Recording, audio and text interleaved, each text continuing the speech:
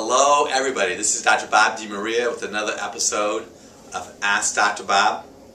Wonderful questions. Question number one, which is really interesting for you to ponder this. Let's just say that you put a topical corticosteroid cream or some kind of lotion on your body, and the person wanted to know, it went into the bloodstream, right? So then is, when they enter the bloodstream, is there any way to get it out of the bloodstream, and how does that happen? So when you apply anything to the outside of your body, it really gets picked up by the lymphatic system, which does its transporting to the different various areas in your body. I'm not saying it's not going to be absorbed at all by any of the blood, but your lymphatic system definitely does impact the way external compounds travel through the system, at least to the best of my knowledge. And then when the lymph drains into your liver, and it's going to help process it throughout whatever you're putting on your body to the rest of the body. Very thought-provoking question. Hello, Dr. Bob. I have two questions.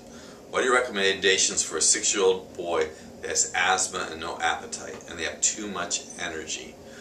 So, you know, it could be a variety of things. I don't know what kind of chemicals or medications this child might be taking. I don't know if they have a parasite issue or not, if they have enough oil in their body.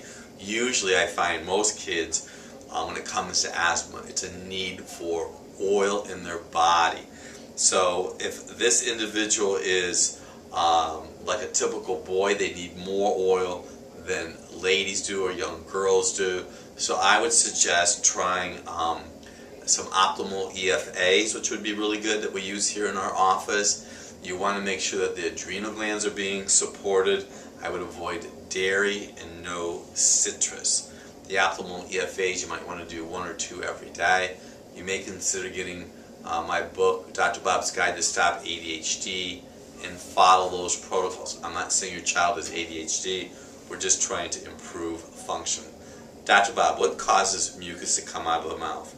A man in his late 30s, early 40s, in the morning, throughout the day. Then he lacks oxygen, so shortness of breath. You know, a lot of times when we see a lot of mucus inside of a person or some phlegm, I've read this in the past, that that individual might need some sulfur, and we have some recommendations for that.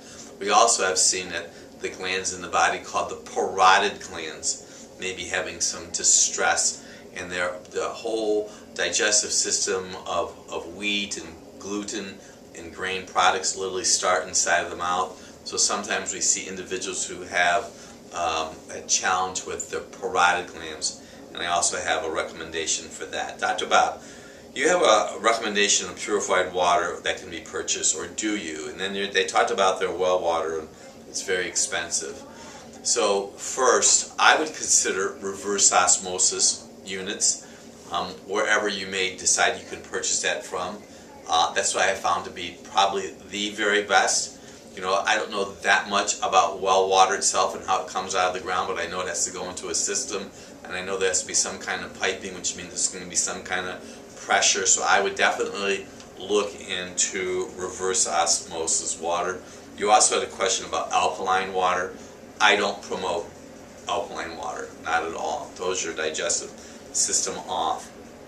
So then somebody else had a question about a proton pump inhibitor, and that happens to be the kind of drugs that people take that get rid of that acid indigestion. We use a digestive enzyme.